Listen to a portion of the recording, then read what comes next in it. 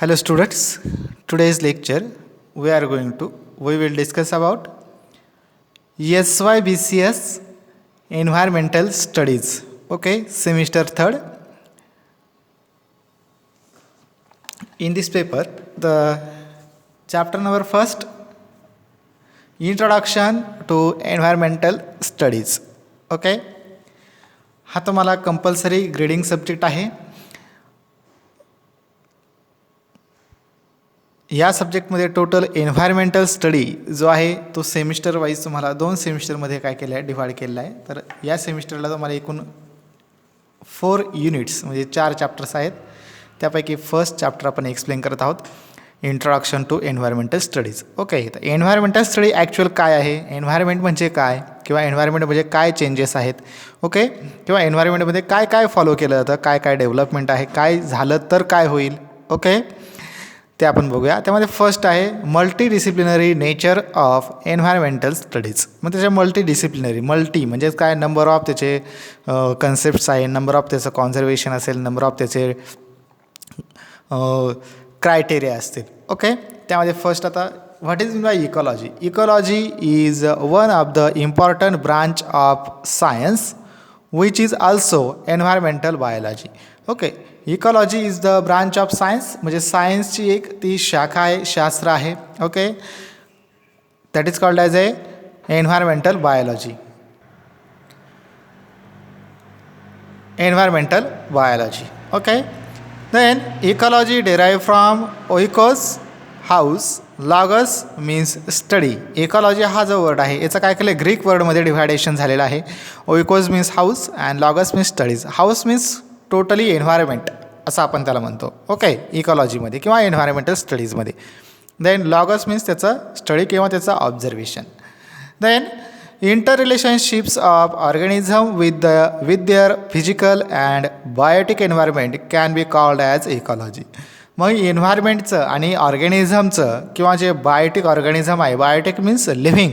Okay, या living and non living things आणि with the help of एन्व्हायरमेंटच्या सराउंडिंगच्या हेल्पनं त्याच्यामध्ये काय होतं आहे, काही चेंजेस होतात किंवा त्याच्यामध्ये काही डेव्हलपमेंट होत असते, काही सक्सेशन होतं आहे. ओके, त्यांचं जे इंटर रिलेशनशिप आहे that is called as a ecology. Okay, living and non living things are depending one another in environment. Then next, E.P. Odum 1963 defines ecology as a structure and functions of nature. मग E.P. Odum या सायंटिस्टने काय केलं, 1963 साली काय केलं, इकॉलॉजीची definition create केली किंवा coin केली आणि इकॉलॉजीचं ॲक्च्युअल स्ट्रक्चर काय आहे आणि त्याचं फंक्शन्स काय आहेत हे पण त्याने सांगण्याचा किंवा मांडण्याचा प्रयत्न केलेला आहे. ओके, त्यामध्ये आता next Ernst Haeckel 1869 coin by ecology definition. मग अर्न्स्ट हॅकेल याने काय केलं आहे, आत्ता आपण डेफिनेशन जी बघितली मागच्या पेजवरती तीच डेफिनेशन काय केलं, अर्न्स्ट हॅकेलने काय केलं आहे, क्वाइन केलेली आहे. त्यानंतर E.P. ओडमने काय केलं आहे, ती ॲक्च्युअल डेफिनेशन आहे तशीच ठेवली आणि तिच्यामध्ये जे चेंजेस आहेत, ॲक्च्युअली इकॉलॉजीचं किंवा एन्व्हायरमेंटल स्टडीचं स्ट्रक्चर काय असेल किंवा त्याचे फंक्शन्स काय असतील हे सांगण्याचा त्याने प्रयत्न केलेला आहे. Then broadly ecology can be divided into auto ecology and syn ecology. Okay, इकॉलॉजीची काय केले परत त्याने टाईप केलेली E.P. ओडमने. फर्स्ट आहे ऑटो इकॉलॉजी, ते आपण बघूया. It is a branch of ecology in which we study an individual species or its population in relation to its biotic and abiotic environment.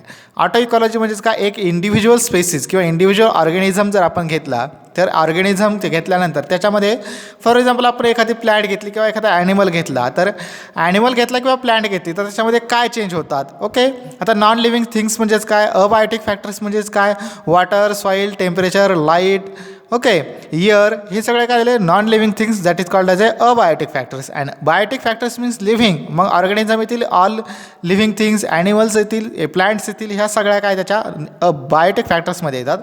मग बायोटिक फॅक्टर्सवरती अबायोटिक फॅक्टर्सचा किंवा living थिंग्सवरती non living थिंग्सचा काय effect होतो, जर ते available नसतील किंवा त्याची जर डेफिशियन्सी झाली, डेझर्टिफिकेशन झालं तर काय होईल, त्याच्यामध्ये काय चेंज होतात. ओके, ऑटो इकॉलॉजी म्हणजे काय, एक सिंगल किंवा एक ऑर्गॅनिझम स्पेशल इंडिव्हिज्युअल ऑर्गॅनिझम आपण घ्यायचं आणि त्याच्यावरती काय इफेक्ट होतात हे चेक करणं किंवा ऑब्झर्व करणं, that is called as ecology, auto ecology. Then next type, scene ecology. It is a branch of ecology which deals with the structure, number, development, distribution and interactions of organic community of locality with environment. Auto ecology म्हणजेच काय, single separate individual organism त्याचा study सराउंडिंगचा. Okay, तर syn ecology म्हणजेच काय, syn means fusion, okay, group. Syn ecology म्हणजेच group, okay. And auto means self म्हणजे single, okay, also called as auto ecology. And syn ecology म्हणजेच काय, group, ग्रुपमध्ये काय करणं, त्याचा स्टडी करणं, that is called as a branch of ecology. Okay. The next point, scope and importance of environmental studies. आता त्याचे काय स्कोप आहेत किंवा काय त्याचे इम्पॉर्टन्स आहेत ते आपण बघूया. त्यामध्ये फर्स्ट आहे, there is a need for trained manpower at every level to deal with environmental issues. म्हणजेच काय करणं, जर एखादा एन्व्हायरमेंटल प्रॉब्लेम किंवा एन्व्हायरमेंटल काही क्रिएशन किंवा क्रिएटिव्हिटी, फॉर एक्झाम्पल काही जरी प्रॉब्लेम आला एन्व्हायरमेंटल, तर त्याचं असं काय करणं, त्याला हँडल करण्यासाठी ट्रेंड मॅनपॉवर किंवा ट्रेन एम्प्लॉयमेंट काय पाहिजे त्याच्यामध्ये डेव्हलप झालेल्या पाहिजेत आणि त्याच्यात जर ते मॅनेजमेंट केलेलं पाहिजे. ओके, हे त्याचा स्कोप किंवा त्याचे इम्पॉर्टन्स आहेत. Then environment protection and management and as a new career opportunities. आता स्कोप काय, एन्व्हायरमेंटल प्रोटेक्शन किंवा मॅनेजमेंट हे जर आपल्याला करता आलं किंवा ज्या स्पेशलायझेशन किंवा ज्या एक्सपर्टला हे करता येईल, ज्या मॅनपॉवरने आपल्याला ते हँडल करता येईल, म्हणजे त्याला काय झालं, एन्व्हायरमेंटल स्टडीजमध्ये किंवा एन्व्हायरमेंट प्रोटेक्शन्समध्ये त्याला मॅनेजमेंटमध्ये काय त्याला ऑपॉर्च्युनिटी आहे वर्क करण्यासाठी. ओके.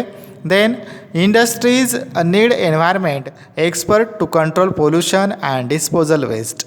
मग इंडस्ट्रीज नीड, मग इंडस्ट्रीजमध्ये काय होतं आहे, वेस्ट मटेरियल, रॉ मटेरियल काय केलं जातं, रिलीज आउट केलं जातं, त्याचं मॅनेजमेंट करणं हे काय ते एक्सपर्टच्या हेल्पनं किंवा एक्सपर्टच्या गायडन्सनं आपण काय करतो ते, किंवा ते इंडस्ट्रीज काय करतात एक्सपर्टच्या गायडन्सनं त्याचं रिलीज आउट करतात किंवा ते कसं त्याचं विल्हेवाट लावता येईल हे त्याचं डिस्कशन करून मग त्याच्यावरती काय केलं जातं, ते रूल्स रेग्युलेशन्स काय केले जातात, फॉलो केले जातात. हे त्याचं स्कोप आणि इम्पॉर्टन्स आहे. त्याने काय होतं आहे, एन्व्हायरमेंटल पोल्युशन किंवा त्याचं जे अदर काही साईड इफेक्ट असतील ते काय करतात, कंट्रोल केले जातात. Then if we want to live in a clean, safe and secure environment, मग त्याने काय होतं आहे, आपल्याला clean environment, safe and security आपल्याला काय होते तर प्रोव्हाइड होते, डेव्हलप होते, जेणेकरून एन्व्हायरमेंटल जे टॉलरन्स आहे, environmental tolerance is a maintain. Okay, त्याने एन्व्हायरमेंटल जे पर्यावरणीय संतुलन आपण त्याला म्हणतो ते काय होतं, ते डायरेक्टली क्लिअर होतं, त्याने त्याला साईड इफेक्ट होत नाही. ओके.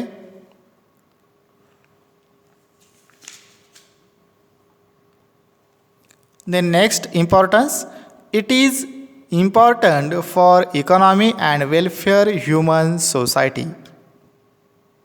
त्याचं काय इकॉनॉमिकली बेनिफिट किंवा इकॉनॉमिकली वेलफेअर काय होऊ शकतं आहे, इन्क्रीज होऊ शकतं, डेव्हलप होऊ शकतं. ओके. फॉर एक्झाम्पल जर एन्व्हायरमेंटमध्ये जर आपण त्याचं क्रायटेरिया किंवा त्याचं टॉलरन्स जर आपण मेंटेन केलं तर काय होणार नाही, आपल्याला इकॉनॉमिकली तिथं लॉस होणार नाही. ओके, म्हणजे जेणेकरून आपलं इकॉनॉमिकली वेलफेअर तिथं काय होईल, स्टेबल राहील. Then over exploitation of natural resources, food security. Over exploitation of natural म्हणजेच काय, नॅचरल किंवा नेचर सिस्टीम जे आहे किंवा नॅचरल प्रोडक्ट्स जे आहेत त्याच्यामध्ये काय करायचं नाही आहे, इंटरफिअर करायचा नाही, जेणेकरून काय होणार नाही, जे फूड्स असतील, जे फूड मटेरियल असतील किंवा त्याचे नॅचरल जे रिसोर्सेस आहेत त्याला काय होणार नाही, डॅमेज होणार नाही, त्यांचा टॉलरन्स तिथं अनमेंटेन किंवा डिसमिस होणार नाही. हे काय केलं पाहिजे, आपण सिक्युरिटी घेतली पाहिजे, जेणेकरून ह्युमन वेलफेअर, ह्युमन हेल्थला, एन्व्हायरमेंटच्या टॉलरन्सचा काही त्याच्यावरती साईड इफेक्ट होणार नाही. Okay. Then next, to understand ecological balance in nature. मग इकॉलॉजिकल बॅलन्स जो आहे आतापर्यंत मी जे सांगितलं, एन्व्हायरमेंटल टॉलरन्स, ओके, म्हणजे पोल्युशन, त्यानंतर लाईट, टेम्परेचर अँड ह्युमिडिटी, ह्याच्यामध्ये जर थोडा जरी चेंज झाला तरी काय होतं, एन्व्हायरमेंटल जे टॉलरन्स आहे ते काय होतं, टोटली डॅमेज होतं, डिसमिस होतं. ते होऊ नये म्हणून आपण काय करायचं, त्याच्यासाठी ते प्रिकॉशन्स घ्यायचे. ओके, म्हणजे एन्व्हायरमेंटल स्टडी करायच्या वेळेस किंवा एन्व्हायरमेंटल स्टडी त्यासाठीच आहे की ते आपण टॉलरन्स काय करायचं आहे, मेंटेन करायचं आहे, स्टेबल करायचं आहे. Okay, then next, it demonstrate how can drive benefits from environment without destroying it. मग एन्व्हायरमेंटल काही ऑर्गॅनिझम आहे किंवा एन्व्हायरमेंटल काही ऑब्जेक्ट आहे, ते ऑब्जेक्ट त्याचा काय बेनिफिट झाल्यानंतर किंवा त्याचा यूज झाल्यानंतर आपण ते काय करायचं नाही, त्याचं डायरेक्ट डॅमेज करायचं नाही आहे. ते एन्व्हायरमेंटलच्या हेल्पनंच त्याला काय करणं आहे, आपण डिस्ट्रॉय केलं पाहिजे. ओके, फॉर एक्झाम्पल आता जर सपोज एखाद्या फार्मरचा ऊस तुटून गेलेला आहे. ओके, जर ऊस तुटून गेलेला असेल तर काय करणार आपण, ऊस तुटून गेल्याच्या नंतर त्याचं जे रॉ मटेरियल असेल, पाचरट आपण त्याला म्हणतो, ते काय केलं जातं, डायरेक्टली ते पेटून दिलं जातं. ओके, जेणेकरून काय होतं, त्या एअर पोल्युशन होतं, त्याच्या स्मोकने. ओके, मग ते होऊ नये म्हणून आपण काय करायचं आहे, ॲज इट इज तसंच ते सॉईलमध्ये किंवा त्या जमिनीमध्ये शेतीमध्ये काय केलं पाहिजे, त्याचं तिथं डिकम्पोज केलं पाहिजे, जेणेकरून काय होणार नाही, ते एन्व्हायरमेंटल एअर पोल्युशन किंवा स्मोक पोल्युशन तिथं होणार नाही. ओके, जर ते आपण फॉलो केलं तर त्या एअर पोल्युशनला काय होईल, तिथं कंट्रोल होईल. Okay, then political and ecological interdependence of modern world. Okay, मग पॉलिटिकल आणि इकॉलॉजिकल इंटरडिपेंडन्स, त्याचा इंटरडिपेंडन्स कसा आहे, तर पॉलिटिकल म्हटल्यानंतर आपण काय करू शकतो, पॉलिटिकलच्या हेल्पनं किंवा इकॉलॉजिकल इंटरॅक्शन्स किंवा इंटरडिपेंडन्सच्या हेल्पनं काय करू शकतो, सोशल वर्क जे आहे, प्लॅन्टेशन म्हणतो आपण त्याला, किंवा मग अदर जे ॲक्टिव्हिटी आहेत, जे वॉटरफॉल्स असतील त्याचं मॅनेजमेंट करणं, डॅम्स असतील त्याचं मॅनेजमेंट करणं, त्याच्यामध्ये वेगवेगळ्या डिफरंट टाईप्स ऑफ व्हरायटीज किंवा डिफरंट टाईप्स ऑफ ऑब्जेक्ट ऑर्गॅनिझमचं काय करणं, डेव्हलपमेंट करणं, त्यांचं तिथं डेव्हलपमेंट करून प्रोटेक्शन केल्यानंतर त्याचं कॉन्झर्वेशन केल्यानंतर ते आपल्याला काय त्याचा यूज आहे किंवा एन्व्हायरमेंटमध्ये त्याचा काय यूज होऊ शकतो, हे मॉडर्न वर्ल्ड म्हणून आपण काय करू शकतो, तिथं डेव्हलप करू शकतो. हे झालं environmental studies definition and scientist, then scope and importance of environmental studies. Okay.